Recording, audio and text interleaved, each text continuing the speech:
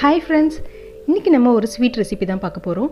Bakery சுவையில் எப்படி வீட்டிலேயே கடலை மாவு வச்சு ஒரு கட்லி ஸ்வீட் செய்கிறதுன்னு தான் பார்க்க போகிறோம். குழந்தைங்க ரொம்ப விரும்பி சாப்பிடுவாங்க. ரொம்ப ஹெல்த்தியான ஸ்வீட் ரெசிபியும் கூட. இதே கடலை மாவு கட்லி ஸ்வீட்டை நீங்கள் கடையில் காஸ்ட்லியாக வாங்காமல் வீட்டிலே எப்படி சீப் அண்ட் பெஸ்ட்டாக செஞ்சு முடிக்கிறதுன்னு பார்க்கலாம். வீடியோ ஸ்கிப் பண்ணாமல் ஃபுல்லாக பார்த்துட்டு எப்படி இருந்துச்சுன்னு என் கமெண்ட் செக்ஷனில் சொல்லுங்கள். வாங்க வீடியோக்குள்ளே போகலாம்.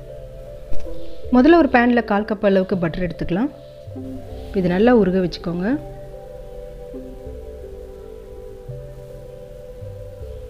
அடுத்ததாக 1 கப் அளவுக்கு கடலை மாவு சேர்த்துக்கிறேன்.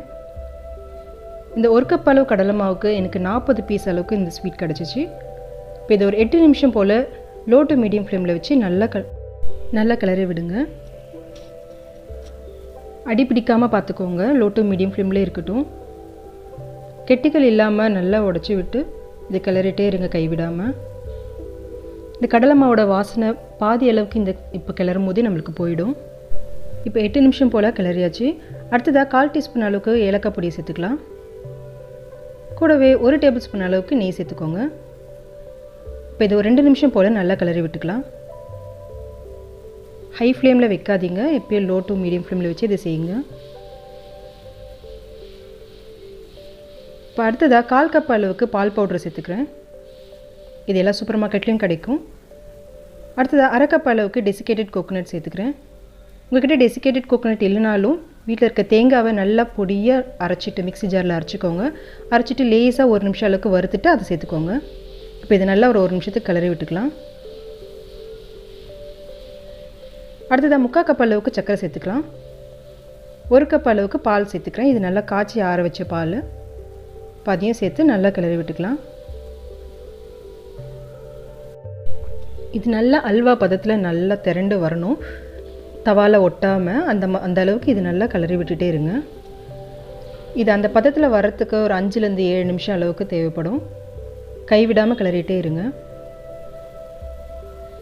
இப்போ ஒரு 7லேருந்து 8 நிமிஷம் கழித்து இந்த அளவுக்கு பதம் மாறி வரும். இந்த ஸ்டேஜில் திரும்பவும் நம்ம ஒரு 1 டேபிள் ஸ்பூன் அளவுக்கு நெய் சேர்த்துக்கலாம்.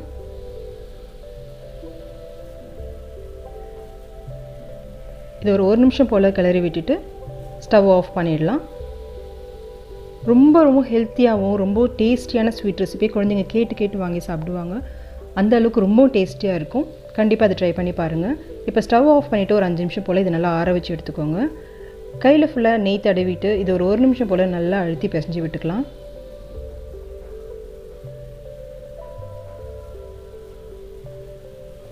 இப்போ இந்த ஸ்வீட்டுக்கு ஷேப் கொடுக்கலாம். உங்கள்கிட்ட எந்த மோல்டு இருந்தாலும் பரவாயில்ல. நான் இந்த மாதிரி ஒரு ஸ்பூனில் எடுத்து ஷேப் பண்ணிக்கிறேன்.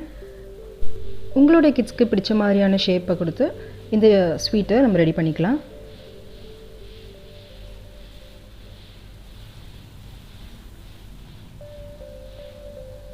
பாருங்கள் எவ்வளோ சூப்பராக இருக்குது.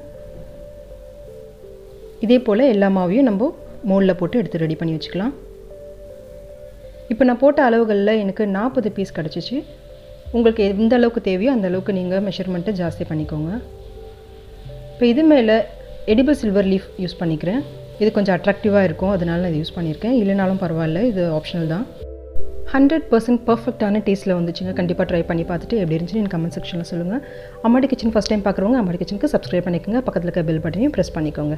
Thank you friends.